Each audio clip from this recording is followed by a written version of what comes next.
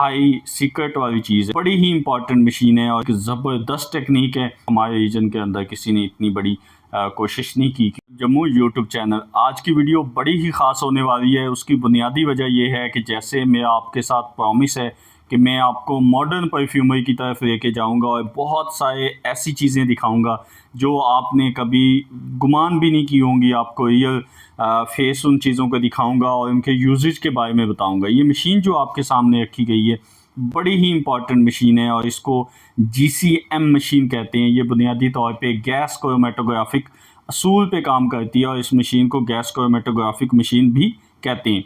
ये दुनिया के किसी भी मटेरियल की खुशबू को रिवर्स करके या री इंजीनियरिंग करके बना सकती है। ये जो मैं मटेरियल दिखा रहा हूँ बेसिकली ये आप देखेंगे डिफरेंट सॉलिड और लिक्विड फॉर्म में जो सैंपल रखे गए हैं, इनकी खुशबुओं को हम रिवर्स इंजीनियरिंग प्रोसेस के ज़रिए गैस क्रोमेटोग्राफी के असूल को इस्तेमाल करते हुए बना सकते हैं। बुनियादी तौर पे इस मशीन का फंक्शन ये होता है कि हम यहाँ पे सैंपल को देते हैं और सैंपल को देने के बाद ये मशीन जो है अपना फंक्शन स्टार्ट कर देती है। मुकम्मल जो है इसका फंक्शन दिखाऊंगा। अभी जस्ट एक ओवरव्यू आपको दिखा रहा हूँ कि ये मशीन होती कैसे है। अभी ये साइड जो है ये बेसिकली यहाँ पे सॉफ्टवेयर है जो कि फाइनल रिपोर्ट जो है ये मशीन अपना डाटा इधर कंप्यूटर पे देती है और ये कंप्यूटर उस डाटा को कंपाइल करके हमें एक शीट के फॉर्म में देता है। उस शीट के ऊपर जिस भी मटेरियल की हमें खुशबू बनानी है, जिस भी चीज़ की हमें खुशबू चाहिए, चाहे किसी भी परफ्यूम ऑयल को कॉपी करना है कि उस जैसा परफ्यूम ऑयल बन जाए, तो ये यहाँ पे हमें उसका फार्मूला शीट पे लिख के परसेंटेज के साथ बता देती है। अभी ऑपरेटर्स आया हमें सिस्टम समझाएगा कि किस तरह से काम करती है। बुनियादी तौर पे मुझे तो इसका बहुत ज़्यादा एक्सपीरियंस भी है, मैंने इस पर लॉट ऑफ काम किया हुआ है। ये सिर्फ आपके लिए मैंने एक छोटी सी वीडियो शूट की है ताकि आपको पता चल सके कि ये GCM कैसे काम करती है, क्योंकि एक ही बंदा एक टाइम पे यहाँ पे बैठ के काम करता है। तो इसलिए जब वीडियो शूट हो रही है तो इसलिए मैंने हेल्प ली अपने जो ऑपरेटर है उसको बताया, उसको कहा है कि मुझे इसको समझाए। तो अभी मैं आपको समझाऊँगा कि GCM जो है वो मुकम्मल तौर पर कैसे काम करती है। अभी ये लड़के को मैंने कहा है कि हमें समझाओ और चला के भी दिखाओ।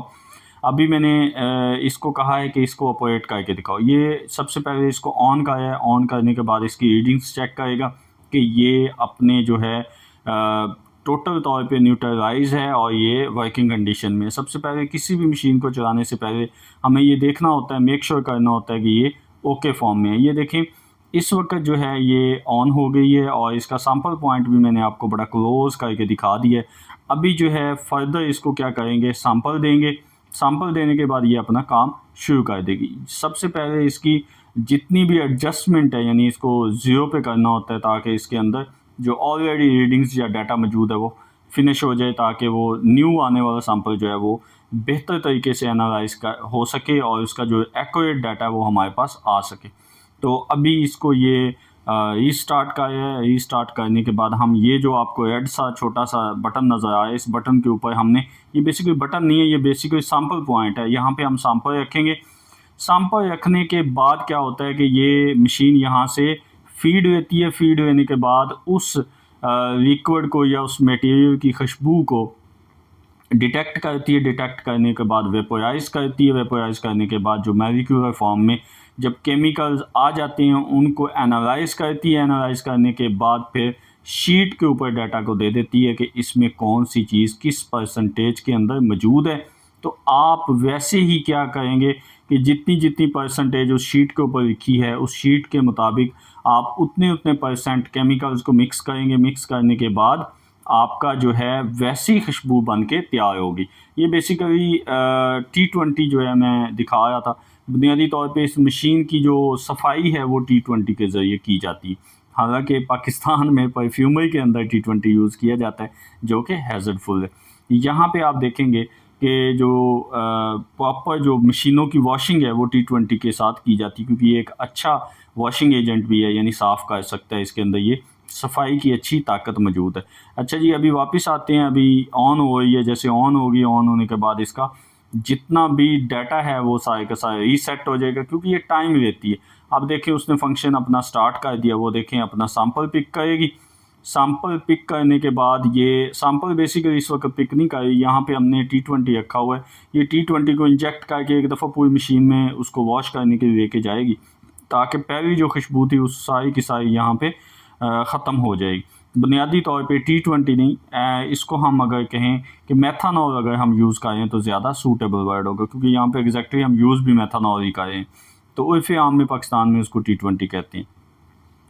अच्छा जी, मेथनॉल यूज़ किया है हमने, अभी ये वॉशिंग अपने आप को कर रही है, पूरी मशीन अंदर से वॉश हो जाएगी। वॉश होने का मकसद यही होता है जो पुरानी खुशबू है जो मशीन के अंदर मौजूद है वो ख़त्म हो जाए।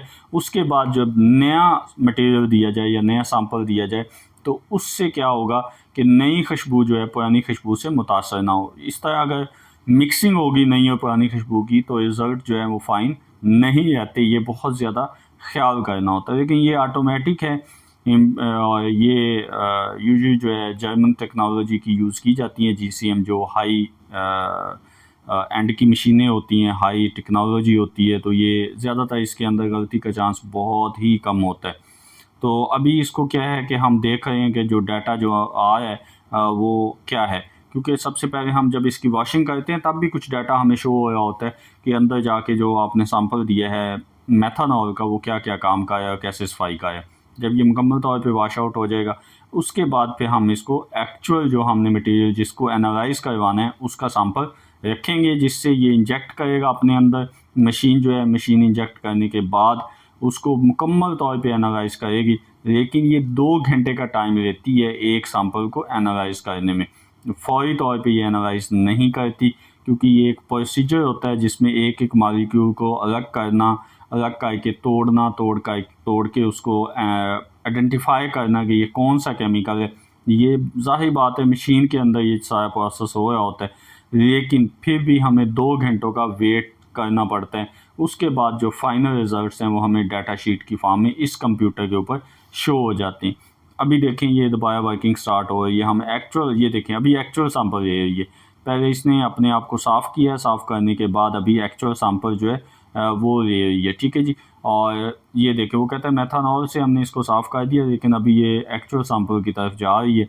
तो जब एक्चुअल सैंपल ये ले लेगी और लेने के बाद क्या करेगी, अपने अंदर जो है इंजेक्ट कर लेगी। इसे बहुत थोड़ा सा चाहिए होता है लिक्विड, इसे जस्ट 2-3 ml चाहिए होता है, सम टाइम इससे भी कम चाहिए होता है, ठीक है। कुछ ड्रॉप्स की फॉर्म में भी ये सम टाइम फीड रहती है, डिपेंड करता है कि हमें कौन सा मटेरियल हम यूज़ करें और उस मटेरियल की स्पेसिफिकेशन क्या है। मिसाल के तौर पे अगर हम कोई फूल यूज़ करें या कोई जड़ी बूटी जिस तरह हर्ब्स होती है वो यूज़ करें तो उसके लिए अलग प्रोसीजर होता है। अगर कोई हम जो रेजन्स हैं या कोई एल्डिहाइड कीटोन वगैरह यूज़ करें तो उसके लिए अलग प्रोसीजर होगा, या अगर हम कोई कंसनट्रेटेड परफ्यूम ऑयल यूज़ करें तो उसके लिए अलग प्रोसीजर होगा।